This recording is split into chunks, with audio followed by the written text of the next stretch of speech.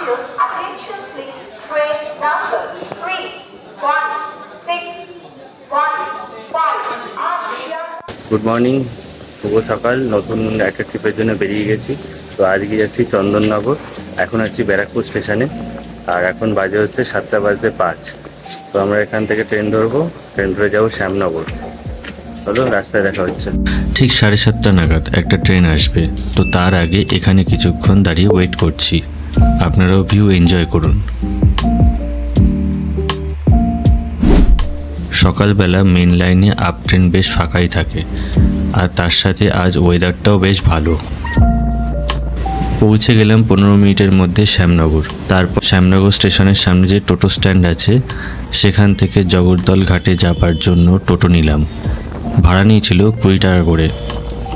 শ্যামনগর নৈহাটি যাবার রাস্তায় কিন্তু প্রচণ্ড ভিড় থাকে, কিন্তু যেহেতু আমরা খুব সকাল সকাল এসছি, তাই ফাঁকাই ছিল। এই ঢুকে গেলাম জগদ্দল ঘাটের রাস্তায়। এই যে পাশে সাদা রঙের দেওয়ালটা দেখা যাচ্ছে, এটা হচ্ছে জগদ্দল ঘাট পার্ক। এই হচ্ছে জগদ্দল ঘাট পার্কের গেট। পৌঁছে গেলাম জগদ্দল জেটি ঘাটে।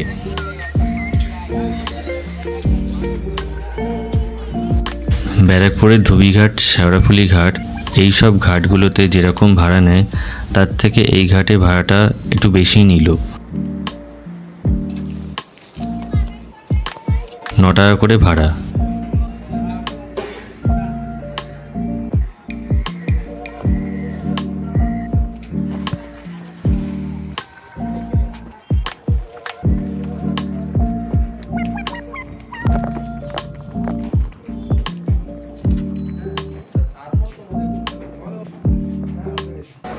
সকালবেলা এরকম ওয়েদার, কালো মেঘে ঢাকা নীল আকাশের লুকোচুরি দেখতে দেখতে অবশেষে পৌঁছে গেলাম চন্দননগর। চন্দননগরে এই ঘাটেই জগদ্ধাত্রী পুজোর ভাসান হয়। এই হলো চন্দননগরের ওমেন্স পলিটেকনিক কলেজ, আর এটা হলো স্ট্যান্ড রোড, যেটা আপনি অনেক জায়গাতেই হয়তো দেখেছেন। চন্দননগর থানার পাশেই আই লাভ চন্দননগরের আইকন। চন্দননগর শ্রী অরবিন্দ বিদ্যা মন্দির। এটা হচ্ছে চন্দননগর থানা। চন্দননগর কলেজ।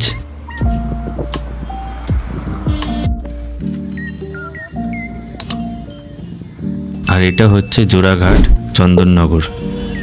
এই জায়গাটা এক কথায় ফটোগ্রাফারদের প্রিয় জায়গা।